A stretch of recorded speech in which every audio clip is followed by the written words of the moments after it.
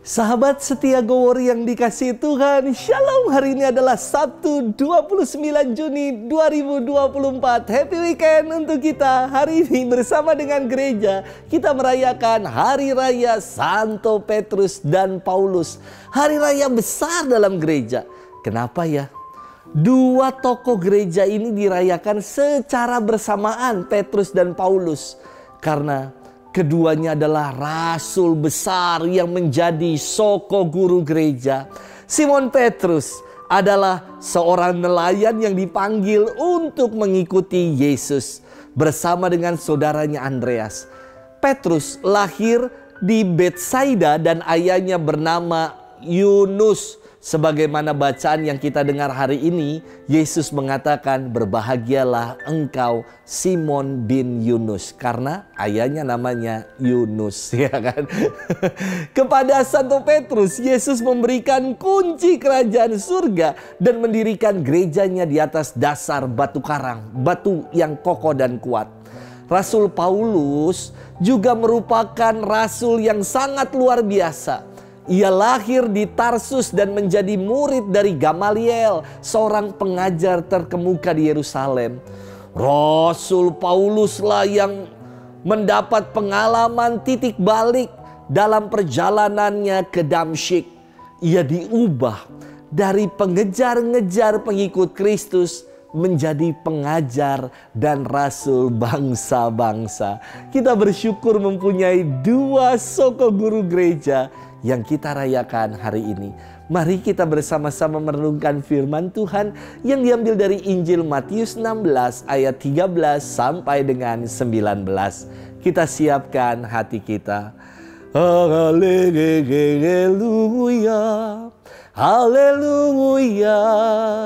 Engkaulah Petrus dan di atas wadah sini akan kudirikan jemaatku. Dan kerajaan maut tidak akan mengalahkannya. Haleluya, haleluya. Tuhan bersamamu dan bersama rohmu. Inilah Injil suci menurut Matius. Dimuliakanlah Tuhan. Sekali peristiwa Yesus tiba di daerah Kaisarea Filipi. Ia bertanya kepada murid-muridnya, "Kata orang, siapakah anak manusia itu?" Jawab mereka, "Ada yang mengatakan Yohanes Pembaptis, ada juga yang mengatakan Elia, dan ada pula yang mengatakan Yeremia atau salah seorang dari para nabi." Lalu Yesus bertanya kepada mereka, "Tetapi apa katamu? Siapakah aku ini?" Maka jawab Simon Petrus, "Engkau adalah Mesias, anak Allah yang hidup." Kata Yesus kepadanya, "Berbahagialah engkau Simon bin Yunus, sebab bukan manusia yang menyatakan itu kepadamu, melainkan Bapa-Ku yang di surga.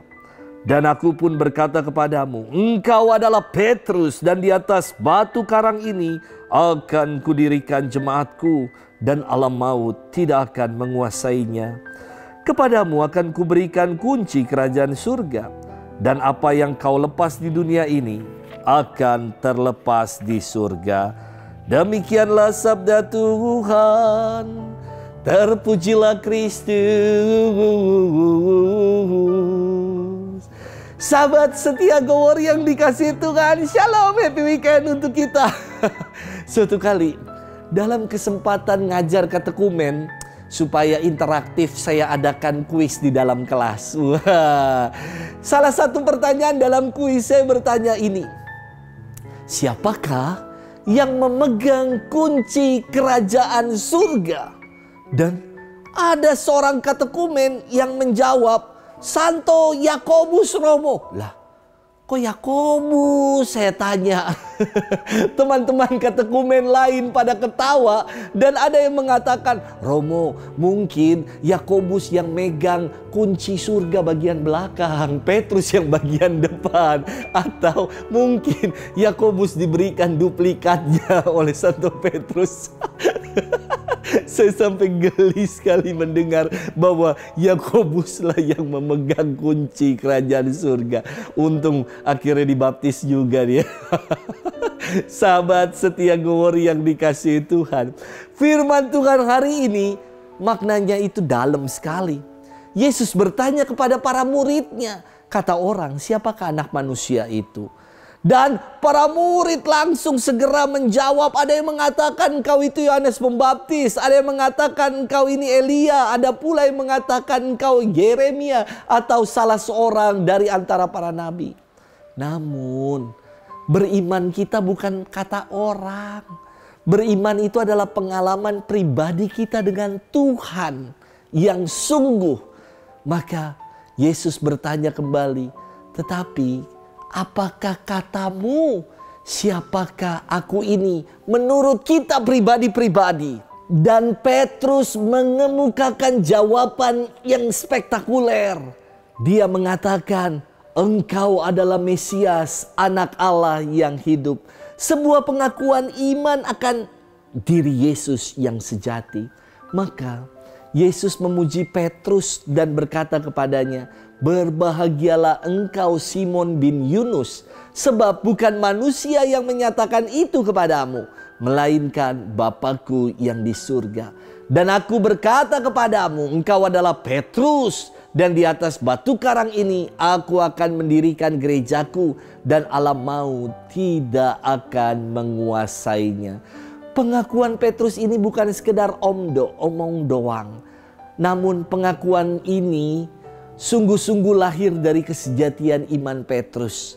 Yang kita tahu ya, Petrus pada akhirnya ia memberikan dirinya dan merasa tidak layak untuk wafat sama seperti Yesus. Maka ia meminta agar disalib secara terbalik.